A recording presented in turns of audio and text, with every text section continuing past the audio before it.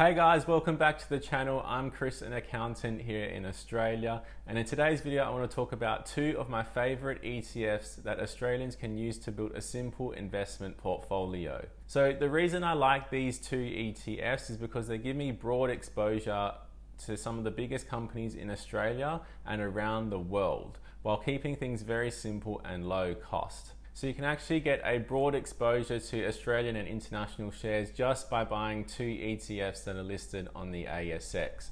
So these two ETFs that we're going to look at today are VAS and VGS. But just before we get into it, just remember this video is general information only and not personal financial advice. So always consider your own circumstances before investing.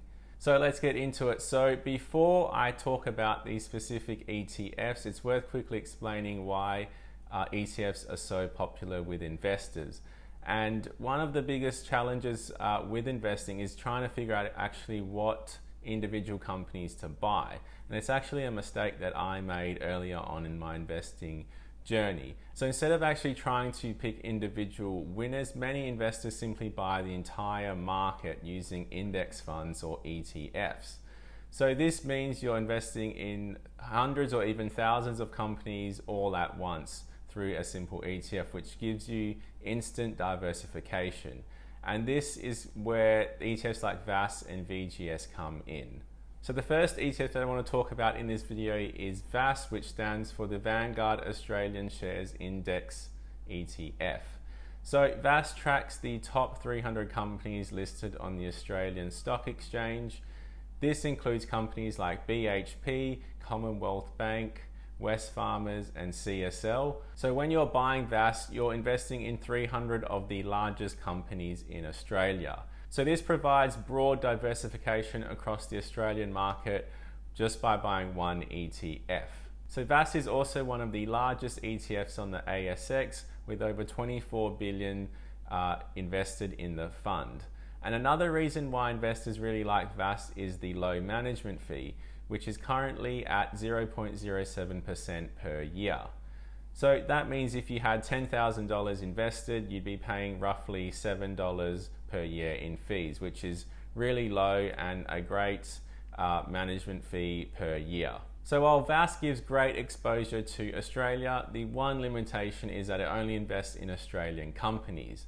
So Australia actually represents a relatively small portion of the global share market, and that's why my next favorite ETF is VGS, which stands for the Vanguard International Shares ETF. So VGS, I just think is a great ETF because it invests in over 1,500 companies across developed markets outside of Australia.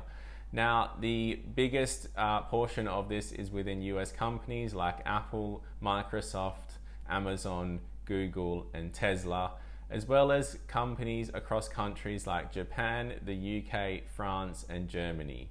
So by investing in VGS through just one ETF, you're getting exposure to 1,500 companies across multiple developed economies around the world. And this provides global diversification outside of Australia. So VGS is also one of the largest international ETFs listed on the ASX, with over 45 billion invested in the fund. And the management fee for VGS is also relatively low at 0.18% per year. So combined, these two ETFs have nearly $70 billion invested in them, which shows you how widely used they are by Australian investors. So this is why many investors choose to combine VAS and VGS together in a portfolio, as VAS gives you exposure to Australia, including major banks and mining companies, while VGS gives you exposure to global companies, particularly large US technology companies. So together they create a very simple and diversified global portfolio just with two ETFs. And again, you can gain exposure to over 1,800 companies worldwide. So this is why this strategy is so popular with long-term investors. So the next question people usually ask is, how much should you invest into each ETF? Now, some investors prefer to hold more Australian shares, while others prefer to hold more international shares. And there really isn't a single correct answer. It really just depends on factors such as your investment goals, your time horizon, and your risk tolerance. So it's always a good idea to do your own research or speak with a financial advisor before deciding on an allocation.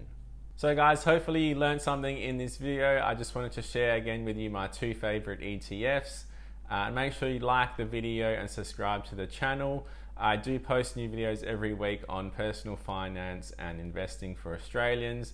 And this channel is still relatively new, and it's something that I've just started doing and I'm really enjoying it so far. So if you want to come along on the journey, make sure to subscribe, and thanks for watching, and I'll see you all in the next one.